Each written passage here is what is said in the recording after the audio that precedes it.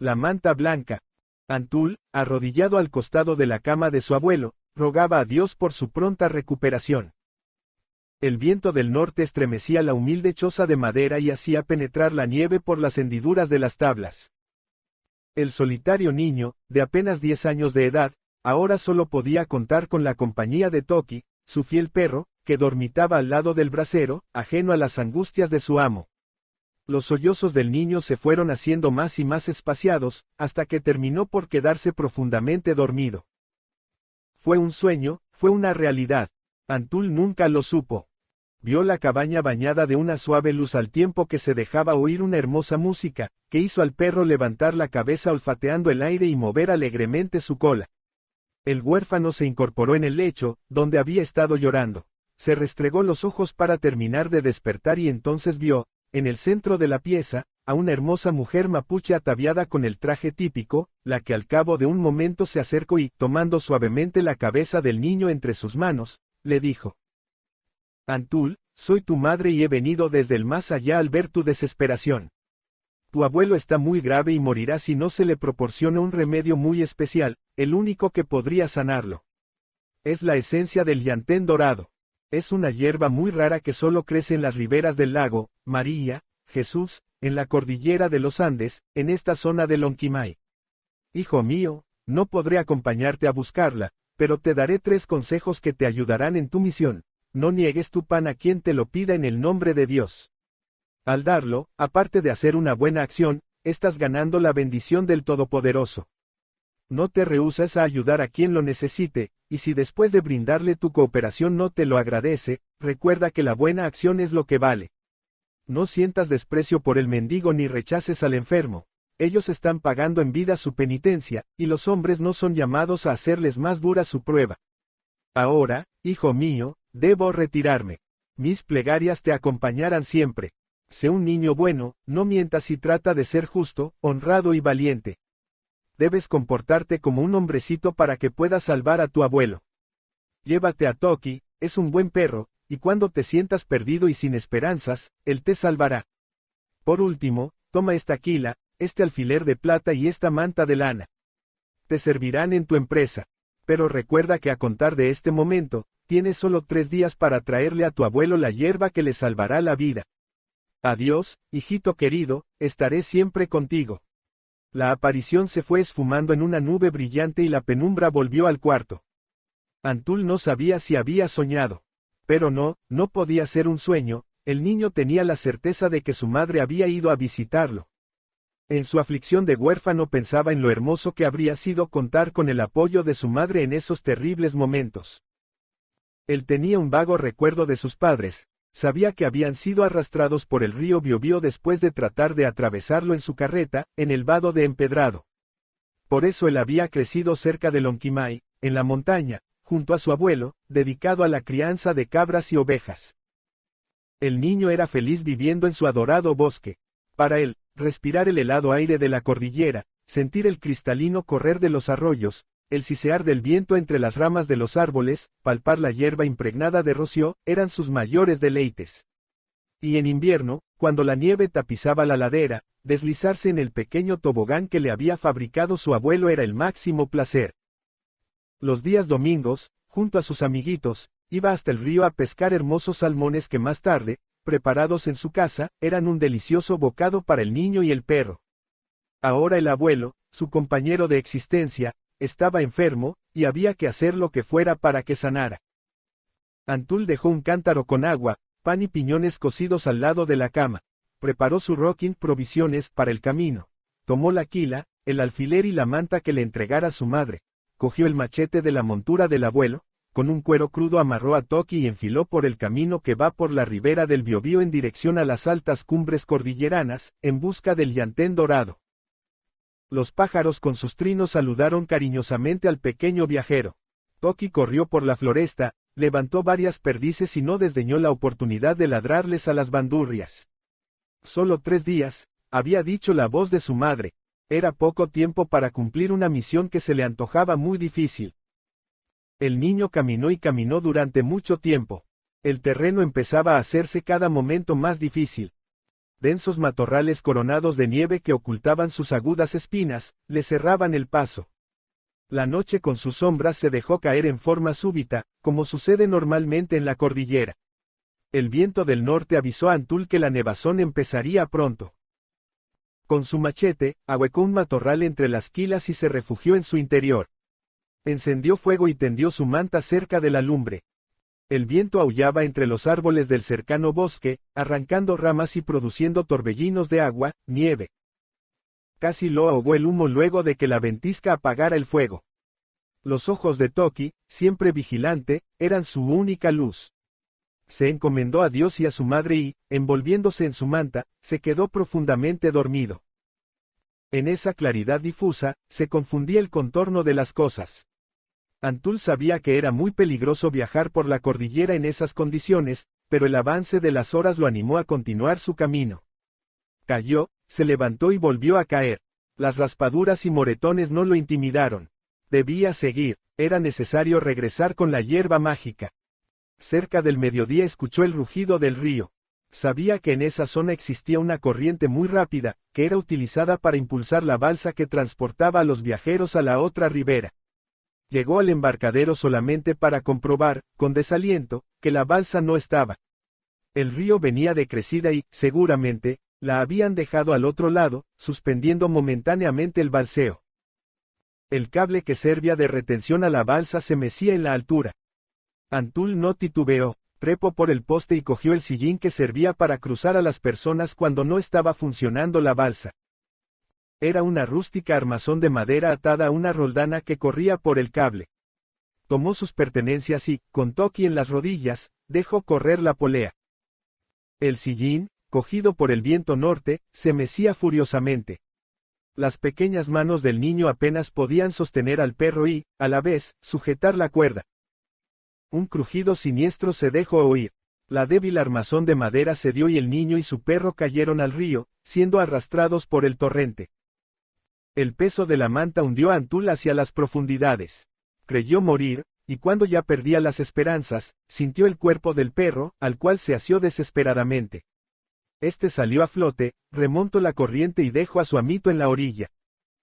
El fiel animal lamió el rostro del niño hasta revivirlo y enseguida se echó a su lado. Antul tosió, expulsó el agua que había tragado y luego acarició a Toki. Recorrió la orilla para ver si el río había devuelto alguna de sus cosas, pero encontró solamente la quila, había perdido todas sus provisiones. La manta, totalmente mojada, se pegaba a su cuerpo. Se palpó el pecho y descubrió que aún llevaba el alfiler de plata en su camisa. Por lo tanto, conservaba todas las cosas que le había entregado su madre. No le fue posible hacer fuego, por lo que hubo de correr para entrar en calor. Caminó casi todo el día. Llegó a un arroyo, en cuya orilla se encontraba un anciano de larga barba blanca, que tenía a su lado una inmensa carga de leña. El viejo se quejaba lastimosamente, solicitando ayuda para pasar la leña al otro lado. El niño accedió a ayudarle, pese a que la fatiga lo embargaba y que, además, podía retrasarse en su misión. Entre ambos tomaron el pesado fardo, pero cuando estuvieron al otro lado, el anciano soltó la carga en los débiles hombros de Antul, diciéndole: «Estoy cansado, llévala tú. Luego que descanse iré yo», y le indicó el camino a su choza. A pesar de lo debilitado que se encontraba, el niño no arrojó la leña. Al contrario, hizo esfuerzos sobrehumanos y consiguió llegar con ella a la mísera cabaña del anciano. Al descargar el bulto, sus piernas se doblaron, cayó al suelo y perdió el conocimiento. Cuando despertó se encontró abrigado entre cueros de oveja y vio al anciano tratando de hacerle ingerir un tazón de caldo caliente. «Come, Antul, yo sé quién eres y lo que tratas de conseguir. Soy un genio del bosque y quería probar tu bondad y valentía. A aquellos caminantes egoístas, soberbios y orgullosos que se niegan a ayudarme, los maldigo y sufren 1000 penurias. Tú has sido noble y bondadoso, y por eso te ayudaré. Toma, bebe esta poción.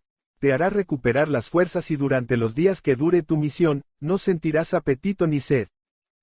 Agradecido, el niño emprendió nuevamente su camino, siguiendo la dirección que le indicó el anciano. Al anochecer llegó a unos pellines, robles, bajo cuya protección acampó. Encendió fuego y se dispuso a pasar la noche. Estaba adormilado al calor de la lumbre, cuando vio venir hacia la luz a un hombre. Este se presentaba andrajoso, de poblada barba color castaño, su tez era muy blanca y sus ojos, de un azul profundo. Su andar era vacilante y se servía de una quila para apoyarse. Sin embargo, irradiaba tal serenidad de su persona, que el niño, sin titubear, lo invitó a compartir su fuego y su pan. Toki también lo recibió con amistosos movimientos de su cola, acto extraño en él, que ladraba a toda persona desconocida. Dios te bendiga, hijo. Tienes un buen corazón. Soy un pobre viajero que va a Lonquimay. Perdí todas mis cosas en el temporal. El peregrino se tendió al lado de la fogata y, debido al cansancio, se quedó inmediatamente dormido. El niño lo vio tan mojado, tan agotado que, llevado por la compasión, tomó la manta de lana gris que le había entregado su madre y lo cubrió, acomodándosele en un cuero de oveja. Despertó temprano, estaba amaneciendo. Levantó la cabeza y descubrió, con sorpresa, que el viajero ya había partido y que en el lugar donde había pernoctado solo estaba la manta que le había facilitado. Pero, al examinarla, se dio cuenta de que ésta tenía, ahora, un inmaculado color blanco, como nieve limpia, y partían hermosos rayos plateados desde la abertura central hacia los extremos. Parecía muy suave al tacto. De la lana áspera, cruda, sin cardar, con que primitivamente había sido confeccionada, no quedaban muestras, ahora era de un fino vellón. Cuando el niño la palpó, desaparecieron todas sus aprensiones y una profunda paz lo embargó. Todos los obstáculos que antes creyó insalvables, ahora le parecían mínimos. Reunió las pocas cosas con que contaba y siguió rumbo al norte, apoyado en su quila. A lo lejos divisó un rancho y, al sobrepasarlo, feroces perros le salieron al encuentro mostrando sus enormes colmillos y fauces babeantes, que aterrorizaron al niño. Toki, valientemente, les hizo frente, pero eran demasiados. Antul tomó la quila entre sus manos y corrió a defender a su amigo, dando estacazos a diestro y siniestro. La vara adquirió, ante la sorpresa del niño, vida propia. Manejada por una mano invisible, propinaba tremendos palos a los perros, los que, presa del pánico, abandonaron el campo, dejando una polvareda de nieve tras de sí mientras eran perseguidos tenazmente por la quila. En el fragor de la lucha, su fiel Toki había desaparecido, y a pesar de que lo buscó con gran dedicación, no lo pudo encontrar. Halló un pequeño venado mordido en una pata. Con seguridad, en su huida, los perros lo habían atacado. Le lavó cuidadosamente la extremidad herida y la vendó con un pañuelo. Se encontraba en esos menesteres, cuando del bosque surgió un imponente ciervo, seguramente padre del pequeño, que con su testuz obligó a Antul a trepar sobre su lomo. El venado era una centella. Animal y niño saltaron quebradas, montes, valles inmensos, ríos caudalosos y profundas gargantas. ¿Cuánto duró esa carrera mágica? No lo supo, solo lo apreció cuando el venado se detuvo en la falda de una abrupta montaña, se echó para que descendiera y luego, con la misma velocidad con que había llegado, desapareció. El lugar en el que se encontraba estaba al borde de un hermoso lago, era un espejo de agua dorado por el sol. Imponentes picachos coronados de nieve lo circundaban. Los árboles de las orillas se retrataban en las aguas, simulando un paisaje gemelo. Tanta belleza y esa verdadera sinfonía de colores, aturdían al niño. Fue orillando el lago hasta llegar al pie de un farellón, cuya cima estaba coronada de nieve y era nido de cóndores. Trepó, trepó y trepó. Demoró bastante en llegar a la cumbre. Las inmensas aves se mostraron agresivas, pero el niño no se amedrentó. Corrió hacia ellas agitando su blanca manta que reflejó los rayos del sol al igual que un espejo, creando pánico entre los cóndores, que huyeron del lugar en desbandada. Observó con atención la amplia planicie a la cual había accedido. Apegada a la montaña, divisó una gruta cerrada por una roca inmensa, imposible de mover solo con sus fuerzas de niño. Pero algo, que no supo definir, lo indujo a buscar el alfiler que le había dado su madre, y rogando a Dios, lo introdujo entre la roca y el muro de la montaña, haciendo palanca. El alfiler se torció y la roca no cedió un milímetro. Recordó las palabras de su madre: ten fe, hijo mío, que la fe mueve montañas. Nuevamente introdujo el alfiler y, murmurando una plegaria, hizo palanca. pareció que la montaña se derrumbaba y la inmensa roca se deslizó hacia un costado, dejando ver una profunda gruta, en cuyo centro se encontraba un brasero de cobre lleno de hojas de llantén dorado. A su lado, un búho de las nieves, encadenado a un pilar de roca, custodiaba las hierbas mágicas. Antul había visto antes estas hermosas aves, pero nunca una tan gigantesca. Cuando trató de acercarse, el ave blandió sus alas amenazadoramente, adelantando su curvado pico. De nuevo su hado protector lo indujo a cubrirse totalmente con la manta blanca, incluso su cabeza, y luego avanzar hacia el brasero. El búho seguramente creyó ver un congénere en esa figura blanca que se acercaba, y no hizo ningún gesto hostil ni aun cuando el niño lo libertó de la cadena que lo ataba a la columna. La acción de Antul, aunque arriesgada, era propia de su buen corazón. No podía dejar a esa hermosa ave para que muriera aprisionada en la caverna. Cogió un puñado de hojas del brasero y abandonó la gruta.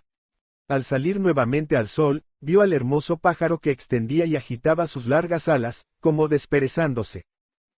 Antul comprendió que debía ser el rey de su especie, y que había sido encadenado para que cuidara las hierbas, quizás con qué sortilegios. El búho se acercó al niño y restregó la cabeza en su pecho, como agradeciéndole que lo hubiese libertado.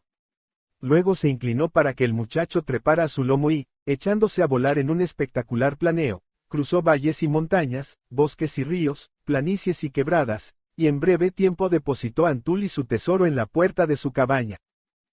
El niño penetró muy preocupado a la choza. ¿Estaría vivo el abuelo? ¿Habría comido? Pensaba en lo triste y solo que se quedaría si el Tata Dios se lo llevaba. Algunos piñones habían sido comidos y la jarra de agua estaba a la mitad. El anciano, en sus momentos de lucidez, se había alimentado. Corrió hasta la cama para abrazarlo y luego le preparó una agüita bien cargada del llantén dorado. Notó que la hierba le hacía efecto casi de inmediato, ya que el abuelo abrió los ojos y abrazó con gran cariño a su valiente nieto. El niño gritó de alegría, al tiempo que escuchaba los alegres ladridos de Toki, que, aunque cojeaba y se desplazaba con dificultad, había conseguido regresar a casa. Antul era feliz nuevamente en su adorado bosque. Para él, respirar el helado aire de la cordillera, escuchar el cristalino ruido de los arroyos, correr por entre los árboles sintiendo bajo sus pies descalzos el suave roce de la hierba, era su mayor gozo. A Toki le confeccionaría un hermoso collar de cuero crudo, y su manta, su hermosa manta blanca, la usaría solo en las grandes ocasiones. Ahora, otra vez, podría deslizarse junto a su perro, en el tobogán que le había construido el abuelo durante el invierno pasado. Antul, el niño huérfano, había recobrado su felicidad.